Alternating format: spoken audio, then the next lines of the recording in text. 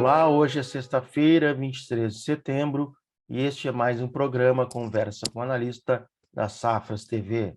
Antes de apresentar para vocês o nosso convidado de hoje, peço que você se inscreva e ative as notificações do nosso canal no YouTube e também aproveite para conhecer a nova plataforma de Safras e Mercado através de um teste gratuito. Então, estamos recebendo hoje o analista de açúcar e etanol da consultoria Safras e Mercado, Maurício Murussi. Olá, Maurício, bem-vindo mais uma vez ao programa. Olá, Fábio, boa tarde, espectadores do canal Safras TV. Agradeço novamente o convite aqui para a gente estar nessa sexta-feira aí analisando o mercado de açúcar e principalmente projetando os dados, projetando o mercado aí para a próxima semana, né?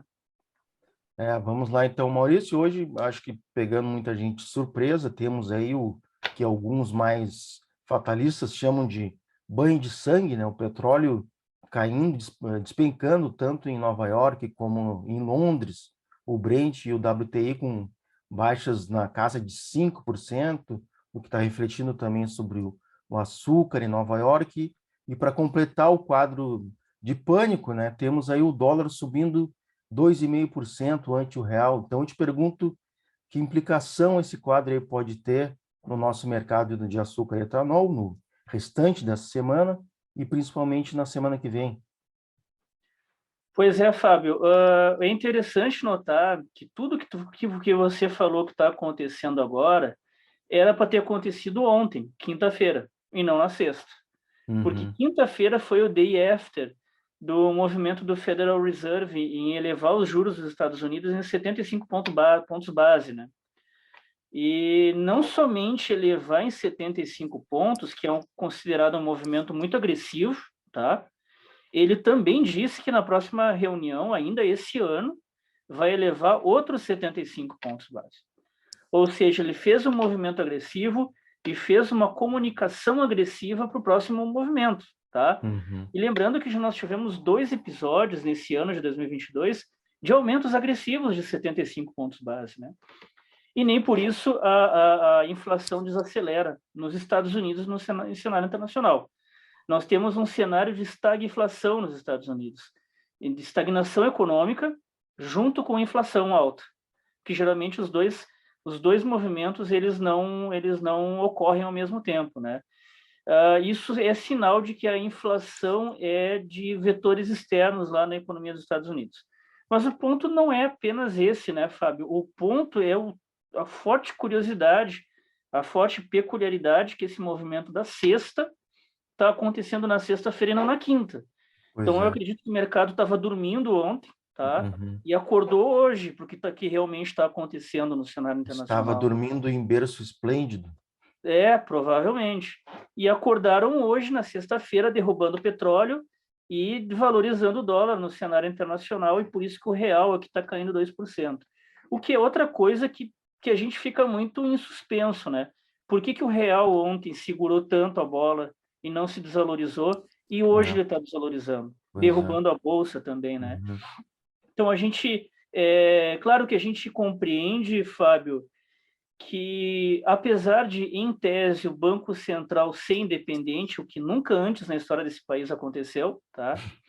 Né? Mas hoje ele é independente, é uma bandeira antiga, isso na cartilha bonitinha, lá na letra da lei, né? Na prática, a gente não pode garantir. Eu não posso garantir aqui, tu não pode garantir aí, ninguém garante, né?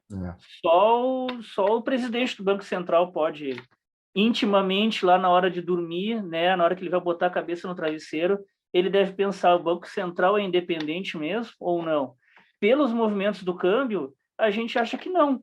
Por que acontece? A gente tem um risco político eleitoral muito grande, e a gente está na véspera desse risco político, concordando ou não, tá? O mercado não gosta do que as pesquisas estão mostrando, tá? E a gente tem que ser profissional aqui, tem que saber o que o mercado pensa e o que o mercado não pensa. O que a gente concorda ou não é um segundo plano, né? Mas o mercado não concorda com os resultados da pesquisa, isso era para ser refletido no câmbio, não está sendo refletido. O aumento dos gastos do governo federal em função dessa campanha eleitoral, não dos gastos da campanha, Mas esses aumentos ali de subsídios, programas assistenciais, isso bate no orçamento do governo, tá? Isso rompe o teto de gastos, uma coisa que já foi jogada para escanteio há muito tempo, e isso deteriora os vetores macroeconômicos internos, né? Isso também deveria bater no câmbio e não está batendo no câmbio, tá? E também provavelmente por questão eleitoral, né?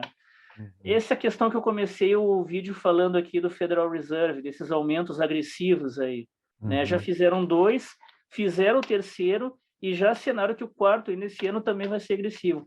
Isso era para estar batendo forte no câmbio.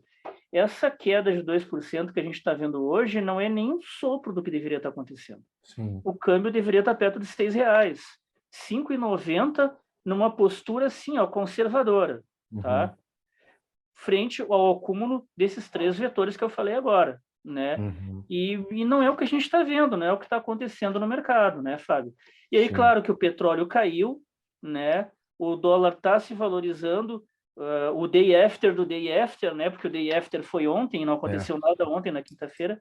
E aí sim, o açúcar está recuando forte por questões gráficas, que ele já tinha uma limitação gráfica de curto prazo, por questões fundamentais, que tem a safra nova da Ásia entrando aí, batendo na porta agora em outubro, né? E também pelo petróleo, mas agora o pessoal vai botar a culpa no petróleo. Ah, o petróleo que despencou, o açúcar despencou junto. Claro que sim, é verdade, mas não é só por causa disso. Eu poderia dizer até, Fábio, que se o petróleo tivesse subido, se o Federal Reserve não tivesse elevado os juros ontem, e o petróleo tivesse subido hoje por fundamentos internos do petróleo, o açúcar estaria caindo mesmo assim. Então, não tem uma correlação tão direta assim. Tem parte, sim, mas não tanto. E as usinas brasileiras ainda têm muito açúcar para exportar, né? Tem muito contrato ainda que foi firmado lá atrás e que tem que ser cumprido daqui em diante. As vendas de junho e julho, tá? As usinas venderam lá em junho e julho todo o posicionamento da safra, tá? Aproveitando Nova York acima de 19 centavos, 19,80, 19,50, né? O câmbio 5,60, 5,65, que estava na época. E lá em junho e julho elas se posicionaram vendidas para a safra inteira e vão daqui até janeiro exportando 3 milhões de toneladas ao mês, tá? E escoando esse produto vendido, né? Produzindo e escoando.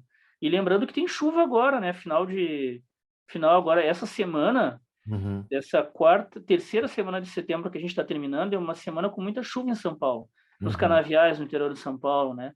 Do norte do Paraná ao sul de Minas Gerais, pegando São Paulo inteiro, do sul, do centro e do norte, né? E semana que vem vai ter mais ainda, tá?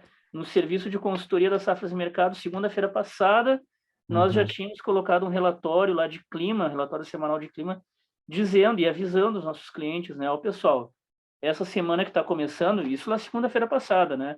Vai ser de chuva moderada, de 20 a 40 milímetros. E semana que vem, que é essa semana agora que a gente vai começar, vai ser uma semana de chuva ainda mais forte, de 40 a 80 milímetros. Então, o que está chovendo hoje vai ser maior semana que vem.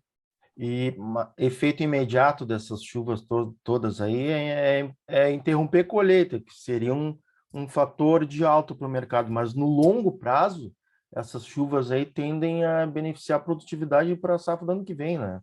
Exatamente, exatamente. Está circulando até no clipe de notícias que a moagem está paralisada no Centro-Sul. Eu acho isso muito forte, tá? Muito forte afirmar que está totalmente paralisada, ela está atrasada. Primeiro, ela reduziu a aceleração dela, tá? Reduziu o ritmo, foi uma redução de ritmo. Mas isso é muito diferente de estar paralisada, que nem a gente encontra no clipe externo às safras de mercado, né? Outras agências de notícia aí. Então, o pessoal está fazendo um terrorismo básico, tá? Para ver se o preço sobe, mas eu diria que essa desaceleração de moagem que nós vimos na terceira semana de setembro vai resultar em efetivo atraso lá na quarta semana de setembro, semana que vem e última semana do mês, né? Pois é. Bom, Maurício, para finalizar o nosso papo de hoje, eu te peço um pitaco sobre o etanol. Eu confesso que eu só me dei conta ontem que o preço do hidratado em Ribeirão Preto, base usina, já está a R$ 2,60 o litro. Não tinha me dado conta que estava tão baixo. E agora com o petróleo Brent em $86 o barril, Lá em Londres, eu acho que vem mais pressão de baixo aí para o etanol, se é que ainda cabe mais um pouco de pressão de baixo. Cabe sim. Hoje, a Associação Brasileira de Importadores de Combustíveis, a Uhum, ABICOM, uhum, atualizou os cálculos dela de paridade da gasolina daqui com lá fora, né? sim. E falaram que a gasolina aqui no Brasil ainda está 1% mais alta que o cenário internacional. O diesel Hum. tá flat, está em linha, tá? É isso com os dados de ontem, sem essa queda de 5% de hoje, né? Exatamente. Agora, É. com essa queda do petróleo, tá? A tendência é que semana que vem a gasolina daqui volte a se sobrevalorizar sobre a gasolina internacional, né? É. Ainda mais com a desvalorização do real frente ao dólar, ou a valorização do dólar frente a todas as demais divisas internacionais, né? Então, a pressão de baixa que tu comentou agora, Fábio, ela vai ser reforçada semana que vem. A Uhum, expectativa nossa da Safras e Mercado é que tenha um ajuste de queda na gasolina de 4%, tá? uhum, Apesar dos dados da Abiconda divulgados na manhã de hoje, no início da manhã de hoje, ou seja, portanto, antes uhum, da intensificação da queda do petróleo em Nova York hoje, em Londres também, né? uhum, Esses dados indicavam uma sobrevalorização já de 1%. Agora, com essa queda aí de mais de 6% no Brent, valorização do real mais de 2%, deve superar 6% aí a uhum, sobrevalorização da gasolina brasileira frente aos preços internacionais. Isso aí vai bater em cheio no etanol, que vai para uhum. baixo de 2,60, né? 2,58 perspectiva mais conservadora, ele pode ir para Sim. 2,55 ou 50. Então tá, vamos ver o que acontece nesse finalzinho de terceiro trimestre, pelas minhas contas, né? Setembro, daí temos outubro, novembro, dezembro e o ano acabou. É verdade, é verdade. Tá legal. Então, Maurício, te agradeço de novo a tua presença aqui no programa. Um bom final de semana e até a semana que vem. Um abraço, Maurício. Eu que agradeço o convite. Até a semana que vem. Um abraço, tudo de bom. Valeu, tchau, tchau. Tchau.